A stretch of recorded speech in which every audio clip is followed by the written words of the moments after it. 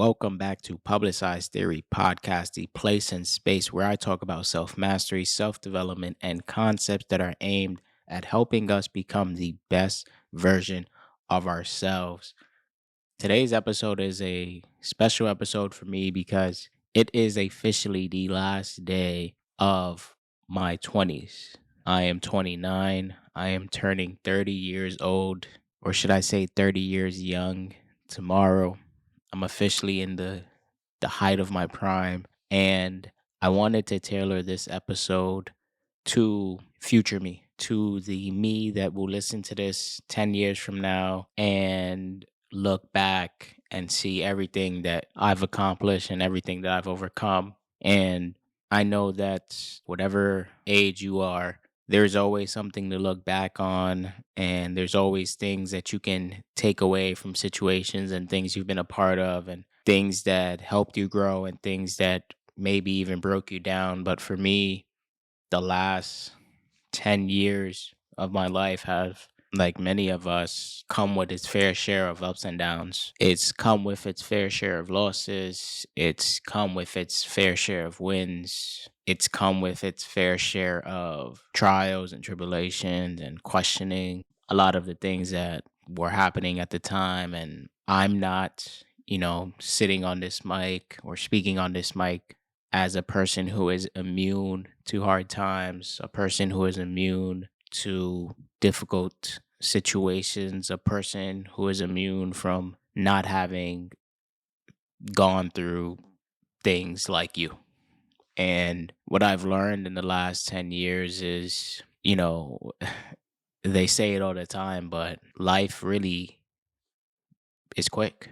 It's almost like sitting on a train and watching trees go by and you're watching things go by.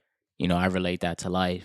Life goes by, years go by, and by the time you know it, you look back and you reflect and you realize that either one, you've done a lot with your life, or two, you feel like you squandered the time that you have. And for me, after reading The Power of Now a few years ago, I've realized that the only thing that I can focus on day in and day out is the now, the present. Moving into this next chapter in my life, that's something that I definitely want to continue to do and try my best to do, because, like so many of us, I'm not perfect. Like so many of us, I may get in my head. Like so many of us, I may feel on any given day disappointed with where I am in life and where I should be. Right. We look at the goals that we may have set in previous years and whether they were accomplished or not, or whether fast forward and a whole host of goals were not fulfilled. It's easy to get down on yourself. It's easy to feel like in some ways you failed. It's easy to feel like you haven't been able to crack the code in winning at life in every degree, and especially in the situations that you want to win at, whether it's financially, whether it's career wise, whether it's friendship wise, whether it's relationship wise. There's so many avenues in which we may feel like we failed ourselves or the people that we care about the most. And as I reflect, there were moments and there are moments where I do feel like I've in some ways fell short of my overall goals, fell short of my overall plan and idea of what life will look like when I'm 30, when I'm 35. I know that everything is working itself out in the way that it should. Everything is working itself out in the way that I allow it to. If I continue to put in the work, if I continue to dedicate the time, the effort, and the energy towards doing the small things and being habitual in the things that I'm a part of and the things that I know I need to do in order to succeed, I'm reminding myself day in and day out that the results will come. I'm reminding myself that everything that I want, I will have at some point in time. Everything that I want to achieve, I will achieve at some point in time. And I remind myself that, yes, I may be entering my 30s. And yes, there's a lot of things that I wish I would have accomplished in my 20s. And yes, I wish I was better off than I am now. But at the same time, all I have is this very moment. All I have is today. All I will have, God willing, is tomorrow. And I need to continue to seize the opportunity in that journey of getting to where I want to be. There is no specific time stamp for when the things in your life will happen, when the things in your life that you want will come. I'm reminding myself of that every day because for me, when you turn 21 or when you turn 22 or 25, you're kind of oblivious to life passing you by. And I don't know if that's the right way to describe it, but you're very much in the moment.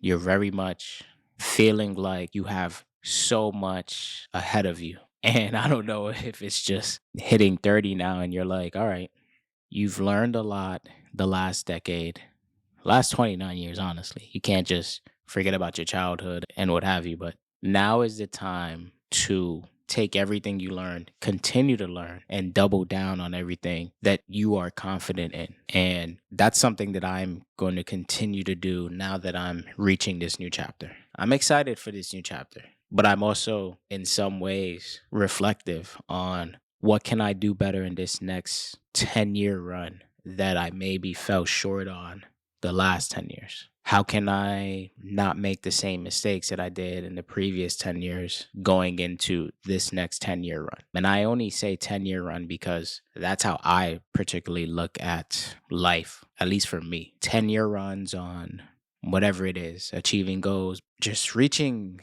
new levels and new heights and experiencing new things and unlocking new, whether it's parts of myself or just new things that will allow me to experience life in different ways.